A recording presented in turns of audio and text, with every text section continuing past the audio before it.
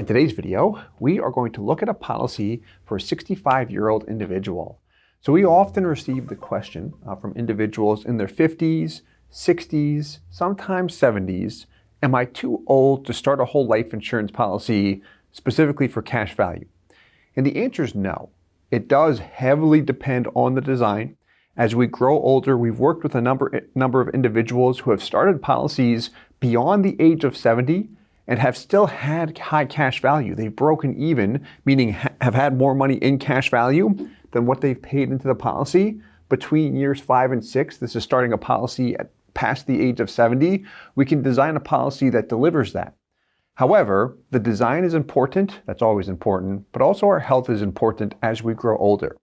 But in summary, it is possible to take out a policy starting older. In your 60s, we're going to look at a 65-year-old individual in this video. It's possible as long as it is set up properly. So we're going to go through exactly what this individual is looking at. It's a case where they've got a lump sum of money. They'd like to start out with a large lump sum in the first year and then bring the payments down a little bit beginning the second year. And they can do that, but the question I would ask them, or I would ask them if I'm not working with them, I would say, hey, are you sure this is what you want to do? I might recommend looking at perhaps this option, option B, or were you shown option B, providing some additional awareness. This way we make sure we get the best possible option. Awareness is the key here. So, question is it possible to have a high cash value starting a policy at the age of 65? And the answer is yes. Yes, if it's set up properly, i.e. the policy design. So as far as the case details here, we've got an individual, again, starting at age 65. The funding here, she's got a lump sum of $250,000. She wants to add that into the policy in the first year. And then years 2 through 7, we've got $100K per year with no payments thereafter. I've got to make a minor correction here. What she actually wants to do here is in the first year, make a payment of $250,000. In the second year, make a payment of $150,000, which over the first 2 years, how much is that? That's a total of $400,000 allocated toward the policy. And then years 3 through 7, the likelihood is that she will get $100,000 per year into the policy. That's what she's anticipating right now. However, what do we see next? Flexibility is important. She also wants to see what does it look like if she's unable to get $100K per year into the policy. She thinks this range, somewhere between $75,000 and $100,000 per year, is what she's comfortable with as far as moving money that will be in cash into the policy. She's heavily involved in real estate, so her plan is what?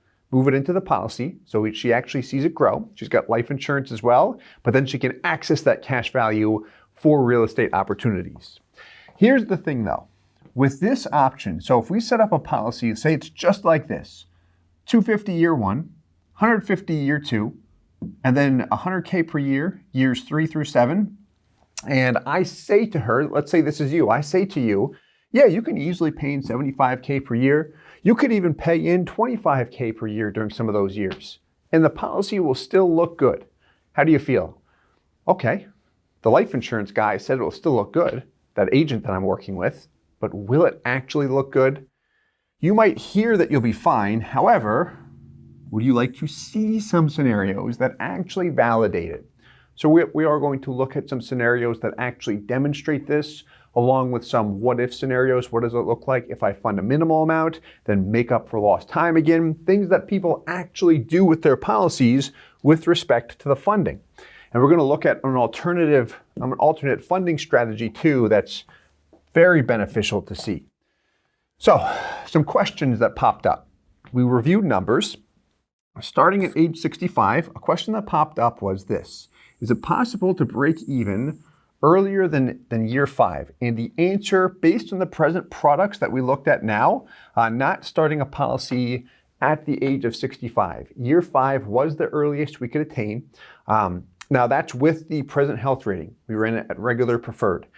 Some products are coming out in the near future with lower PUA fees. It's possible that we might see a year 4 break even. However, my opinion, even if we do see some illustrations project a year 4 break-even point, year 5 would be more realistic from an expectation standpoint. I don't want to do something such as showing an indexed illustration, indexed whole life, not IUL, indexed whole life, or something to inflate the numbers that I don't believe is realistic.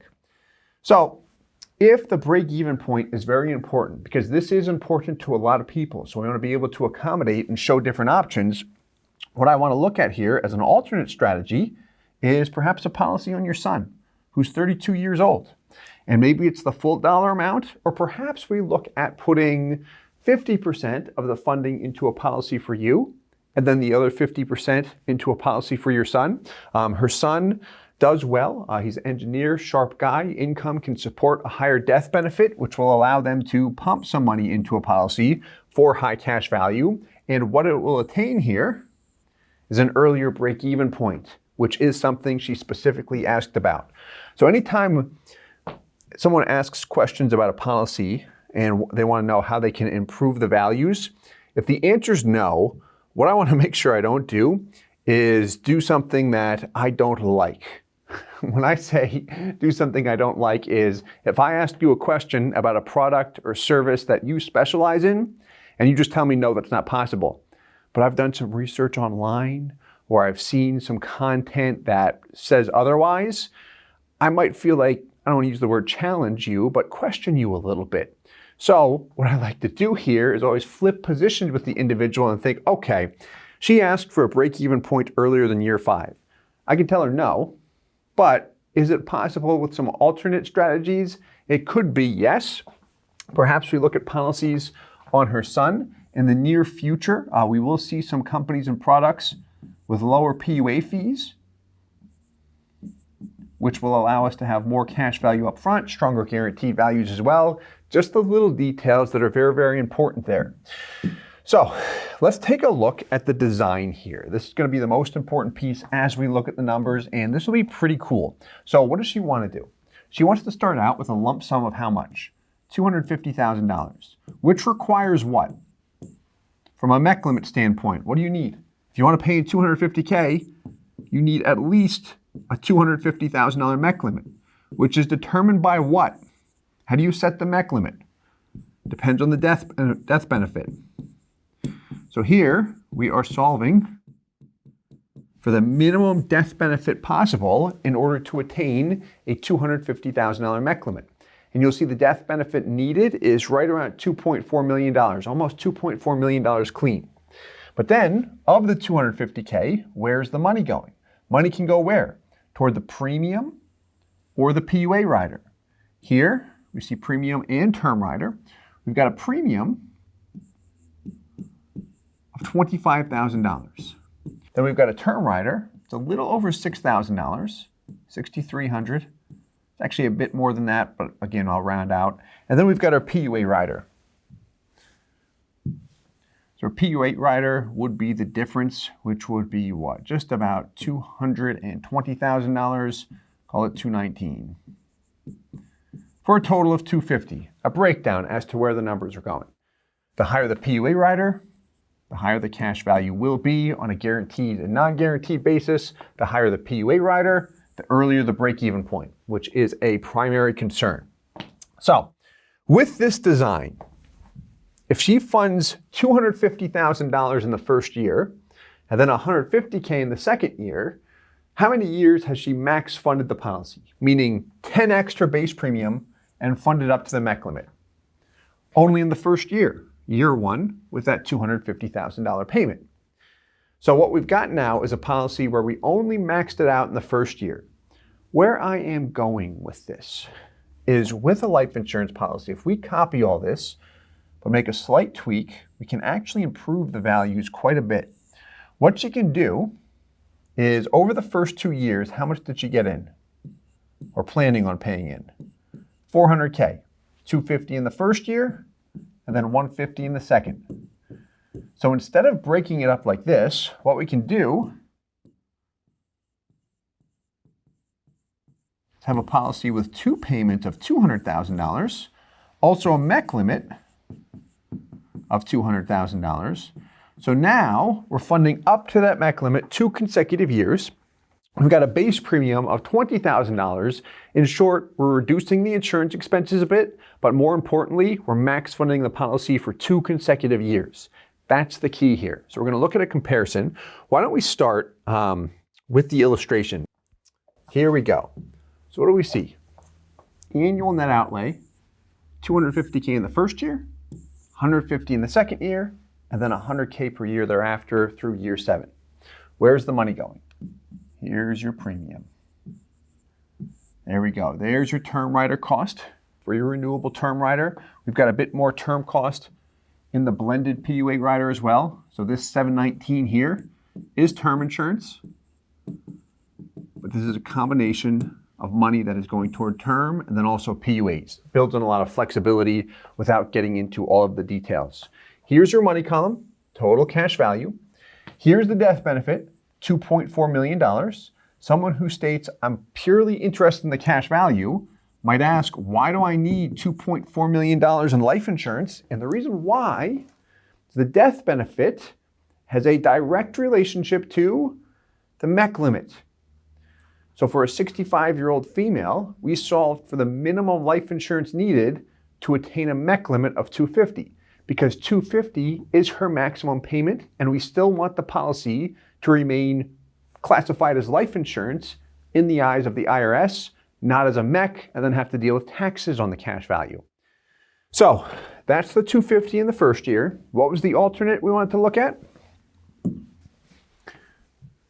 Breaking the first year payment up over the first 2 years. So what do we have here? First thing I want to touch on, the design. Instead of a $25,000 premium, you're at a $20,000 premium. Lower death benefit, $1.9 million. Need less term as a result, therefore a lower term cost. Here's the most important piece though. We're 10xing that minimum base premium for 2 consecutive years, not just 1. When we look at the death benefit on the far right, let's scroll up. Look at this, MEC limit's at $200,000. So we lowered the death benefit, and what did that do to the MEC limit? It lowered the MEC limit. Since we're solving for a minimum life insurance policy, minimum death benefit, to minimize costs and maximize cash value, that's exactly what we're doing here. So let's look at these two side by side, because her original intent, what she was interested in, was the lump sum going in the first year. So when we take a look here, let's do this.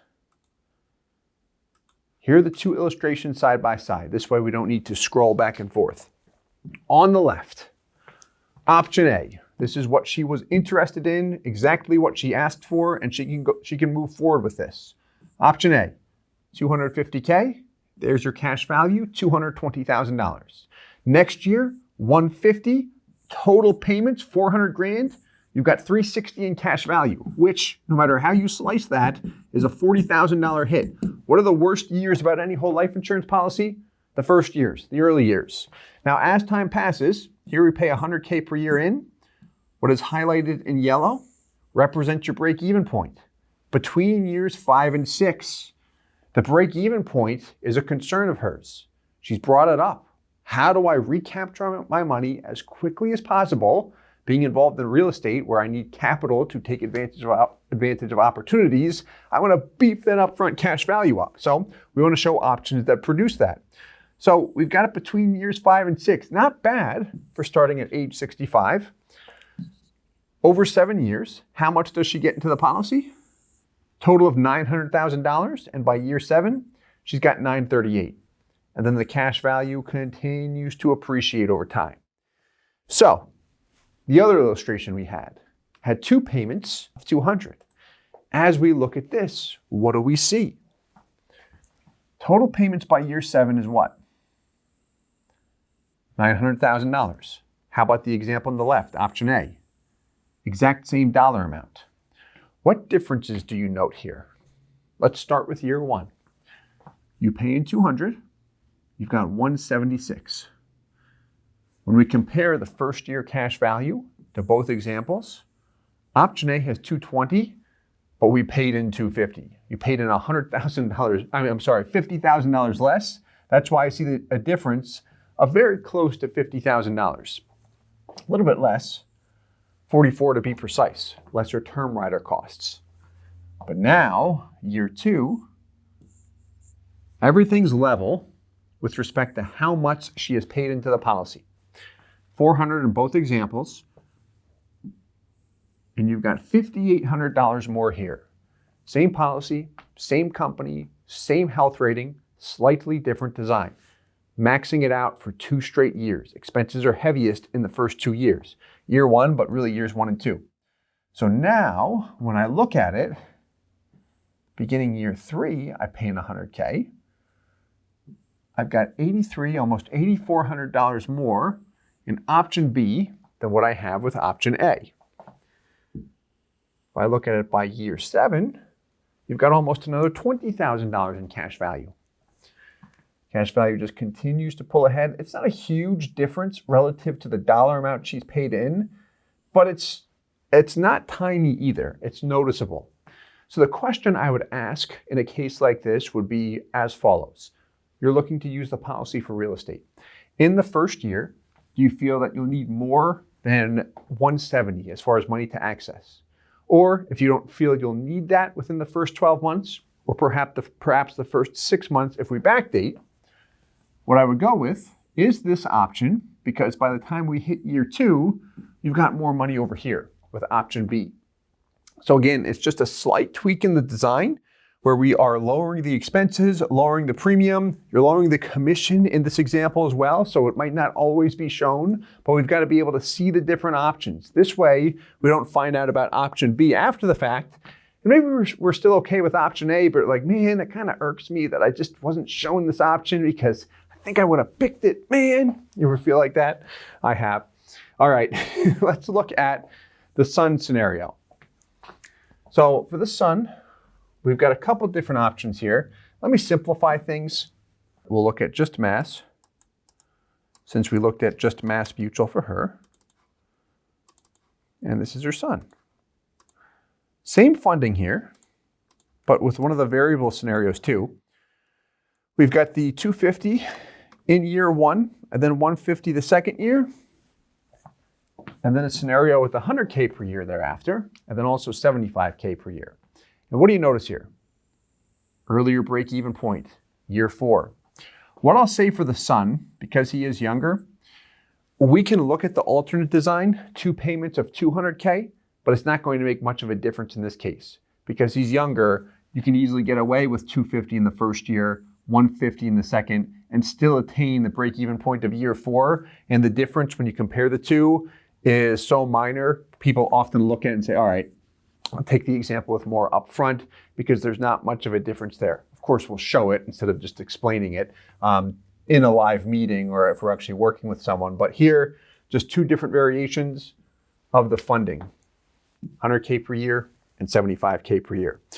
Let's wrap up with the what if scenarios. Do you remember what we had in blue? Or we often hear this. I hear that I'll be fine if I go with an option where I plan to pay in 100, but I only pay in 75. But I'd like to see some options, and we don't want to show just the son, which is the best looking case, or the best looking scenario because he's younger and the insurance expenses are lower. What about her policy? Let's look at a less favorable scenario, shall we?